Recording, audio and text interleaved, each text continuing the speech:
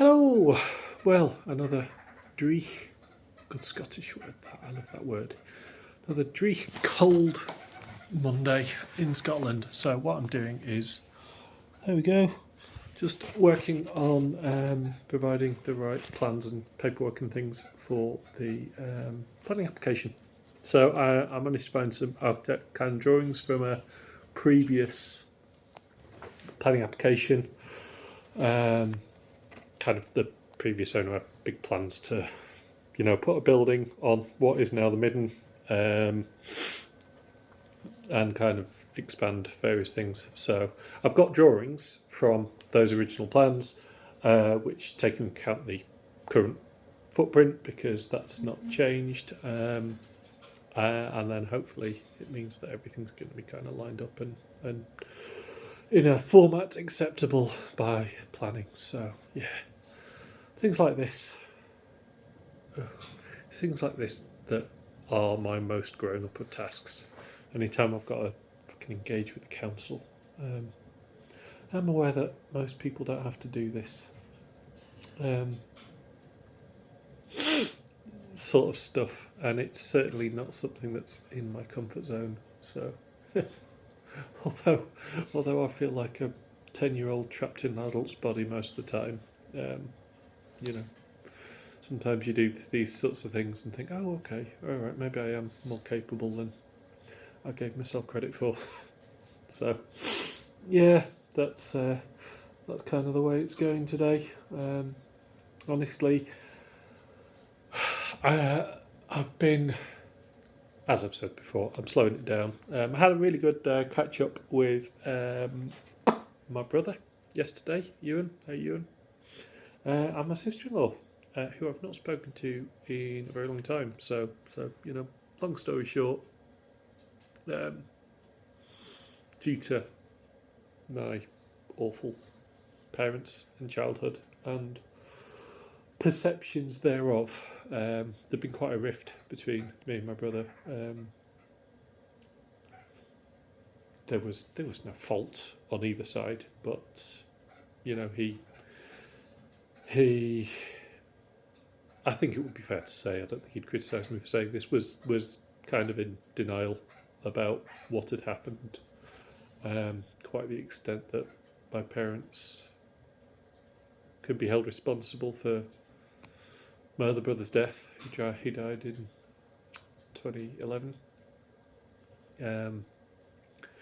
So, yeah, he got back in touch just over a year ago and, well, kind of was completely honest and just apologised. Just said I kind of get it, and I've pulled away from parents too because yeah, I get it, they're awful. But actually, although that was over a year ago, so yesterday was the first time that I actually spoke to my sister-in-law since this reconciliation. She seemed very friendly. We didn't really get into it. I think probably, in fact, I was discussing this with Nina earlier. I think although I've talked everything through like to a deep extent with you, and it's never really been mentioned with Jill, my sister-in-law. And honestly, she wasn't very pleasant. She really wasn't very pleasant. I was actively judged for attending my grandmother's funeral because of lies that my mother had said about what she'd done or hadn't done in the past. The irony of my mother calling out a bad mother. And yeah, so I think there's just some things that I think need to be discussed there before things move particularly much further forward. But it was very good to kind of be chatting and taking those first steps. And I've actually been reading a book. In fact, it was a book that my brother gave me last year called Wintering, and it's very much about kind of the sort of stuff I've been saying, which is people. Well, the whole animal kingdom really has a natural cycle. I mean, any creature who lives in a seasonal place, so not dead on the equator, has, I guess, not a body clock, but a body cycle that kind of matches the seasons. You know, we are wired to be more productive when the sun's shining and hibernate and be less productive and rest up, recoup when the sun ain't shining. So yeah, no, it's good when you kind of read these books. I've got a series of books that I've been given / recommended / just found by myself over the past years. That, I mean, self-help would probably be the category they'd go into, but I think that's kind of a very loaded phrase category these days. But I think it's always really helpful when you can read a book that somebody's written and clearly been agreed with sufficiently that it's been published and, you know, advertised and marketed and all these things. You know, when you get a book and it's like, this is what I was thinking, this was what was in my head, but somebody else has written it down and said it, and clearly I'm not on my own here, and also enough people clearly agreed that this went from being a person's thoughts to being a published book. So yeah, it's good. And I mean, of course, I was about to say, you know, that this idea of, you know, finding literature that kind of backs up your thoughts can be great, however, can also be an echo chamber of misinformation, depending on what you are actually looking up.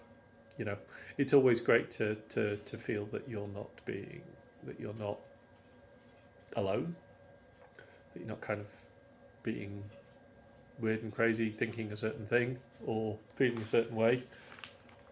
However, if the way that you happen to feel is, for example, I don't like vaccinations, I don't think vaccinations, oh, chemicals, if you're one of those people, and then you type anti-vax articles into Google or anti-vax books into Amazon, that's all you're going to get given. You're going to get given things that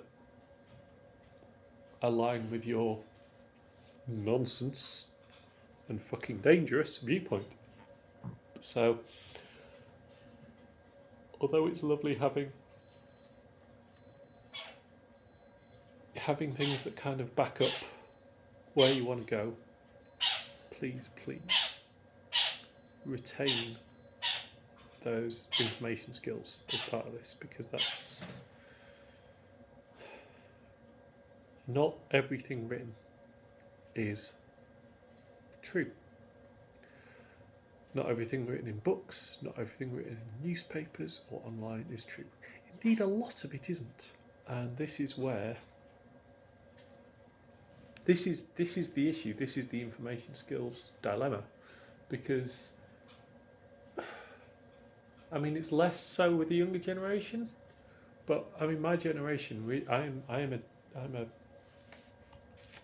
a millennial technically, although I'm a certain subclass of millennial, basically, which means that I had an analog childhood and a digital adulthood, which kind of means that around the time I was kind of 16, which would be 97, 98, that's kind of where the web was really taking off, and social media was just starting, online shopping was just starting, chat rooms were just starting.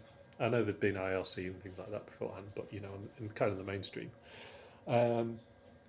So I got to avoid all that as a kid, but then it just arrived. But it means that, you know, my childhood and that of other people, in fact anybody my age or older, you know, we grew up with the idea that if it had been published or it was written down, then it was a source of authority. We grew up in a world where you couldn't just write shit anywhere and have it accessible to people across the world, without any. Well, I mean, a lot of stuff got done without any fact checking or anything like that, but it took more effort than just a website or a chat room or social media to find/spread misinformation, which made life a lot easier. And so I do think there's a lot of generational stuff where we just never grew up with misinformation, intentional false news and misinformation on the scale that we have now. We never learnt the skills in school to deal with it, or to understand it, or to process it properly. And that is a big part of why we are where we are now with false news and right-wing nonsense. It's social media algorithms creating echo chambers. So, yeah, slightly digressed there, but I do think it's interesting, and I think the technology moves so fast that it does make this meaningful difference as to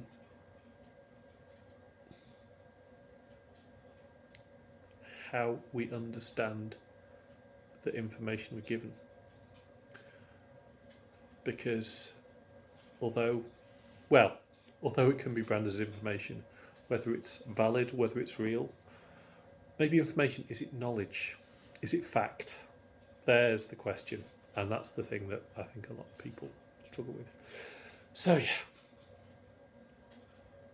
that's all I've got. I'm trying to embrace wintering, but also keep my head screwed on about it. See you tomorrow.